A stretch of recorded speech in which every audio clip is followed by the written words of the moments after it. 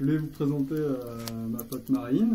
Je sais que tu es passionnée par ton métier, par la problématique qui t'occupe. Donc, je voulais que tu puisses en témoigner parce que c'est vrai qu'en Europe, on n'a pas forcément idée de ce qui se passe, de ce qui se trame en Afrique centrale. Tu mentionnais le fait que toi, tu as travaillé dans le pétrole et que si les gens aujourd'hui, ils savaient quand ils mettent de l'essence dans leur voiture exactement ce que c'est que l'industrie pétrolière, peut-être qu'ils y réfléchiraient un petit peu plus.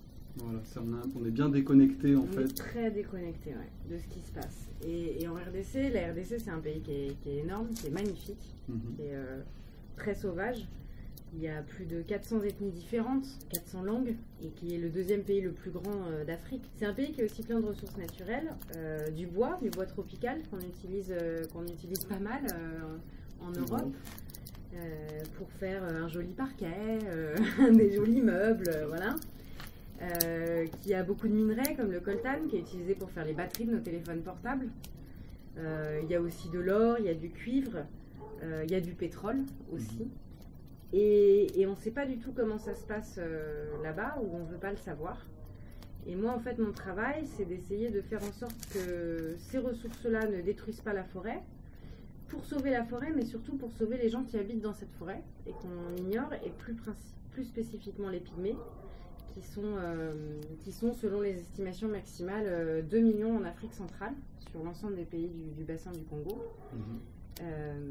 et qui sont une ethnie qui est très discriminée et qui est restée très traditionnelle dans son mode de vie, c'est-à-dire qu'ils dépendent en fait complètement des ressources forestières pour leur survie. Ils se logent dans la forêt avec des feuilles, avec des branches, etc. Ils se nourrissent de ce qu'ils trouvent, de ce qu'ils chassent, de ce qu'ils pêchent, de ce qu'ils cueillent. Ils font pas d'agriculture, donc c'est vraiment des chasseurs-cueilleurs encore. Ouais. Et puis ils se soignent aussi avec les plantes médicinales. Et en fait, quand on détruit leur environnement, en exploitant la forêt, en exploitant les mines, en exploitant le pétrole, en exploitant l'huile de palme. Alors heureusement, en RDC, c'est pas encore trop présent l'huile de palme, mais ça commence au Cameroun. C'est déjà en train de défoncer la forêt en Indonésie, en Malaisie, sur Bornéo, voilà. Pour le coup de la RDC, heureusement, c'est pas encore là, mais enfin bon, ça ne saurait tarder. Voilà. Puisque tout le monde veut continuer à manger du Nutella. Hein. Ah oui, c'est vachement plus important quand même. T'imagines si on n'avait plus notre Nutella, comment on ferait? Alors qu'on fait très bon brownie crudivore. Je vois pas pourquoi on s'est fait chier à acheter du Nutella, bordel. Quand on fait ça, on détruit l'environnement de ces populations-là. Et moi, j'ai travaillé avec des populations qui, du coup, sont expulsées de leur milieu naturel, se retrouvent à la rue. Et c'est le cas de le dire parce qu'ils vont du coup souvent se mettre en bord de route pour devenir mendiants parce qu'ils n'ont plus rien. Enfin, quand ils peuvent plus aller dans leur forêt, ils n'ont plus rien du tout. On imagine un homme moderne qui est malade et à qui il n'y a pas une pharmacie d'ouvert, pas un supermarché d'ouvert et sa maison on la détruit.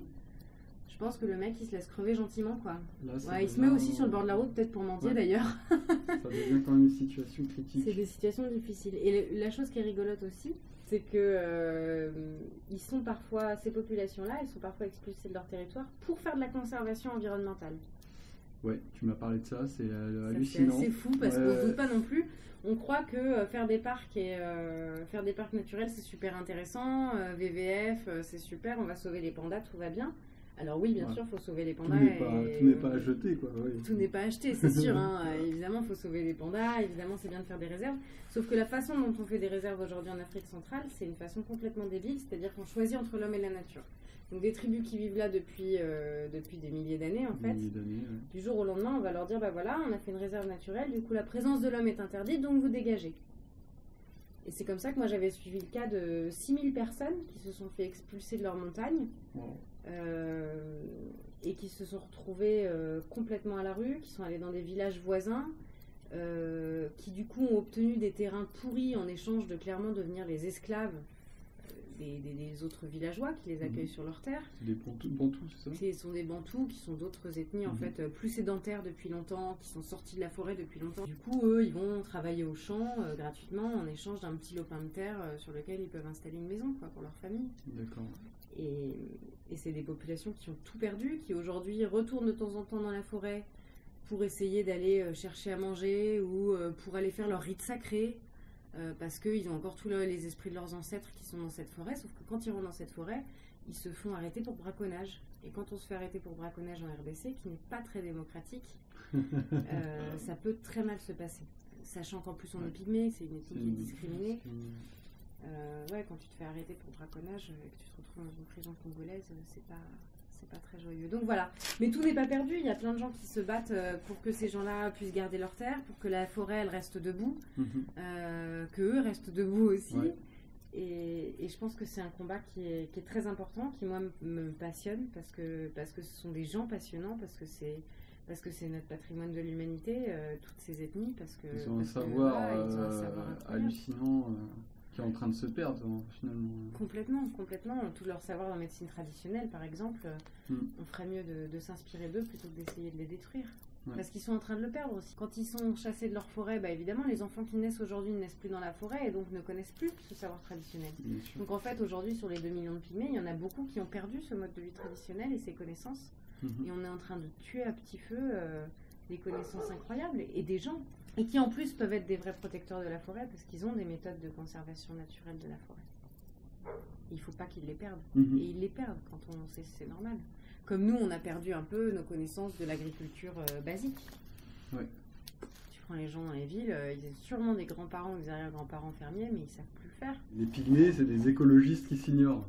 Oui, tout à fait, oui. Tu avais quelques exemples C'est des exemples que je tire en plus de cas très précis. C'est que j'ai fait une mission au sud de Kivu, dans une réserve naturelle qui s'appelle la réserve naturelle d'Itombwe, et qui est un endroit absolument magnifique. L'ONG pour laquelle je bossais à l'époque était en train d'essayer de mettre en place la première réserve du Congo qui serait dessinée et ensuite gérée par des autochtones, par des pygmées. Et donc nous, on est allé les rencontrer pour aller leur demander un petit peu quelles sont leurs pratiques traditionnelles de conservation et comment on pourrait mettre ça en place, parce que s'ils gèrent la réserve, il faut s'assurer aussi quelles sont leurs pratiques traditionnelles. Et ils ont des pratiques qui sont géniales. Par exemple, ils connaissent exactement les périodes de reproduction des animaux et ils savent très bien qu'à telle période, il ne faut pas chasser tel animal. Parce que c'est la période de reproduction et que donc si tu chasses l'animal, tu vas perturber la reproduction de l'espèce. Voilà. Ils ont aussi tous les endroits de nidification, donc les endroits où les animaux mettent bas et où ils élèvent les petits-enfants. Ce sont des endroits qui sont considérés comme sacrés, c'est un tabou, t'as pas le droit d'y aller. C'est aussi un tabou, par exemple, de tuer un bébé animal, t'as pas le droit de ramener. Et il y a plein de tabous comme ça. Les tabous, c'est en fait des interdictions. En fait, c'est le chef du village qui dit qu'on ne le fait pas. Ouais.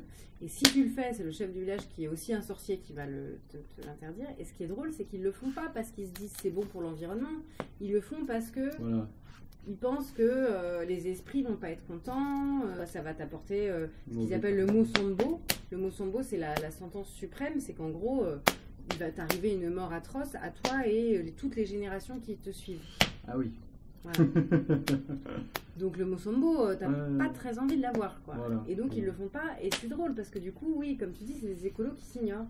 Ils ont des pratiques ultra écolos sans savoir qu'ils le font pour l'écologie. Edgar Morin, qui est quand même un grand penseur, Jérémy Rifkin aussi, ils disent le plus grand problème aujourd'hui de l'humanité, en gros, c'est la déconnexion de l'humain avec la nature.